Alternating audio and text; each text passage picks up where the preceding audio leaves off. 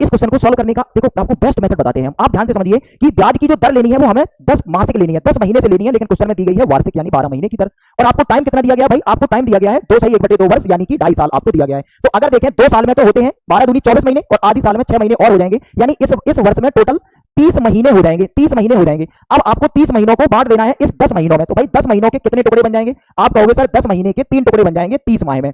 30 माह में 10-10 महीने के 3 टुकड़े बन जाएंगे। अब हमें अपनी ब्याज की दर फाइंड करनी है। देखो 12 महीने के लिए ब्याज की दर तो दी गई है आपको 12% और हमें जरूरत है केवल 10 महीने की, तो 10 महीने की दर 10% हो जाएगी। जब 12 महीने की 12% है तो 10 महीने की 10%। तो बताओ एक 10 महीने का पार्ट ये रहा 10% दर, यहां भी 10% दर, यहां भी 10% दर। अब आपको 10% को 3 बार के लिए सक्सेस सोचना है और ये हमने आपको डायरेक्ट लिखवाया है 10% का 3 साल के लिए सक्सेस क्या होता है? आपको याद होगा, आपको सर 33.1% होता है, 33.1% होता है। आपको मिश्रधन दिया गया है, अगर मिश्रधन दिया जाता है तो हम लोग इसमें 100 को और ऐड कर लेते हैं क्योंकि मूलधन होता है आपका 100% मान लेते हैं हम लोग। तो मिश्रधन आपका कितना हो जाएगा? 133.1%। और सवाल में यही दिया गया है 50,578। आपसे जानना चाहता है एक्स का मान, एक्स का मान यानी मूलधन, तो मूलधन तो 100% मानते हैं हम लोग, तो वो अपना आ जाएगा कितना? 50,578 और भाग करेंगे हम लोग 133.1 से और गुणा करेंगे इसमें 100 का। यही आपका आंसर है। पॉइंट हटाएंगे आप, जीरो बढ़ा सकते हैं। अगर आप देखेंगे इसको तो कितने बार ये कर रहा है? देखो भाई यहाँ पे 8 है तो इसमें 8 से यानी इकाई का अंक 8 ही आना चाहिए। 3 जीरो के बाद अंक क्या आना चाहिए? 8, क्योंकि 1 8 8 ही हो सकता है। तो 3 जीरो के बाद 8 केवल ऑप्शन नंबर ए में था, इसमें नहीं था, इसमें नहीं था, इसमें नहीं था।